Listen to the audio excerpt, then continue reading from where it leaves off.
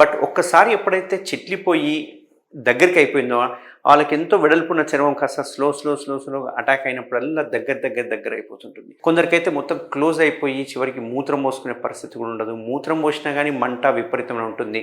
ఆ మంట వద్దని చెప్పి తుడుచుకోవడమో కడగడానికి ప్రయత్నం చేసి వెనక్కి అంటే కనుక ఇంకా విపరీతమైన మంట అనేది వస్తూ ఉంటుంది అన్నట్టు. సో ఇది బెలనైటిస్ లక్షణాలు అన్నట్టు. సో ఇక్కడ గుర్తుపెట్టుకోవాల్సింది ఏంటంటే బెలనైటిస్ ఏదైతే ఉందో ఓన్లీ ఫోర్ స్కిన్కి మాత్రమే వస్తుంది, అంటే అంగం యొక్క ముందున్న చర్మానికి మాత్రమే వస్తుంది అన్నట్టు.